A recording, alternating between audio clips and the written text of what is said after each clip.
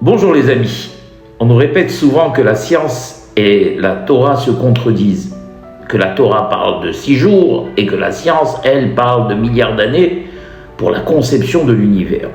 Mais si je vous disais que cette contradiction est seulement apparente.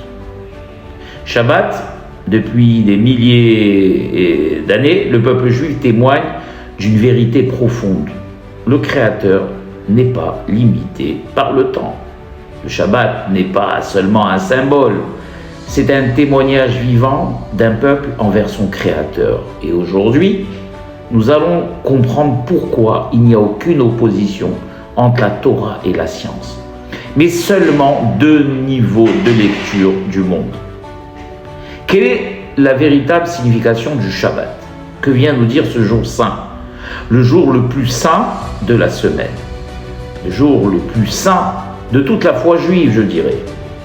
La Torah nous ordonne, souviens-toi du jour du Shabbat pour le sanctifier. Tu ne feras aucun travail. Pourquoi? Car en 6 jours, Dieu créa le ciel et la terre. Le Shabbat est donc un témoignage. En travaillant 6 jours et en nous reposant le 7e, nous affirmons une chose essentielle. Le Créateur n'avait pas besoin de temps pour créer le monde. Et même 6 jours, c'est beaucoup trop déjà. Et là surgit la grande question moderne. Comment un univers aussi complexe aurait-il pu être créé en 6 jours seulement? Alors que la science, elle, parle de milliards d'années. Carbone 14 à la pluie, fossiles, lumière des étoiles lointaines, etc. Selon les lois naturelles, tout semble exiger un temps infini et la Torah ne le contredit pas. Mais c'est précisément là que le Shabbat va donner la réponse. Ces lois que la science observe, qui les a créées? Bien celui qui a créé les lois de la nature. Lui, il n'y est pas soumis.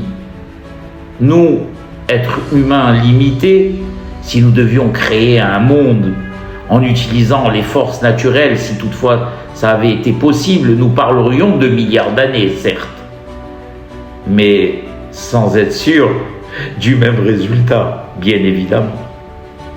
Mais le Créateur n'est pas limité, il est limité par rien. Faire parvenir une lumière en une fraction de seconde depuis l'infini ne lui pose aucune difficulté. Celui qui a créé le monde par son souffle n'est limité par rien. Prenons les fossiles.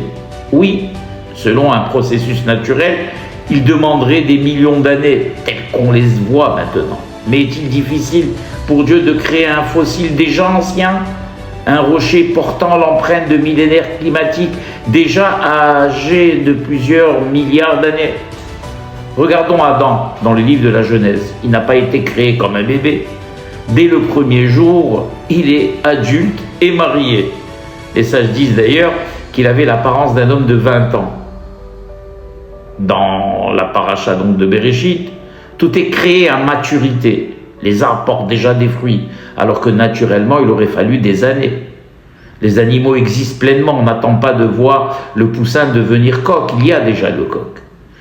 Le monde n'attend pas de grandir, il est là, il est déjà grand. Même le premier taureau, offert par Adam, nous dit le Talmud, est décrit comme entièrement formé dès sa création. Le Talmud dit que ses cornes ont précédé ses sabots, alors que naturellement c'est le contraire. Autrement dit, le monde a été créé jeune, mais avec l'apparence d'un monde ancien. On peut illustrer tout cela, si vous voulez, par une parabole qui vous concrétisera et vous aidera à comprendre les choses. Imaginons un sculpteur qui façonne un homme âgé de 80 ans. Il utilise des matériaux pour lui faire des rides, des cheveux blancs, une posture courbée, une canne sur laquelle ce vieillard est adossé, et il montre cette sculpture à ses 2 amis et leur demande quel âge a cette sculpture. Alors, il va y avoir 2 réponses. Il y en a un qui lui dira 80 ans et l'autre qui lui dira quelques jours. Eh bien, mes chers amis, les 2 réponses sont justes.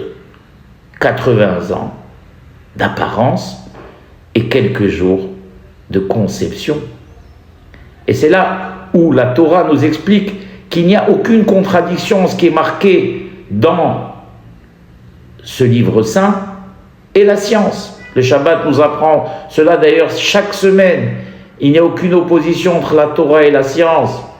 Il n'y a qu'un regard limité et un créateur par contre sans limite. On peut se poser une question.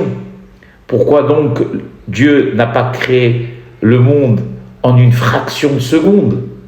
N'est-ce pas? Pourquoi 6 jours? Si déjà 6 jours, c'est beaucoup. Eh bien, mes chers amis, je répondrai que Dieu est miséricordieux. Il a pensé à nous. Il a pensé à notre bien-être. Comment aurions pu nous nourrir en une fraction de seconde? Il a créé une semaine pour qu'on ait le temps justement de nous occuper de nous. Et il nous a demandé de lui consacrer seulement un seul jour. Le jour saint, le jour magnifique, le jour extraordinaire du Shabbat. Voilà mes chers amis. Baruch Adonai Le'olam. Amen et Amen.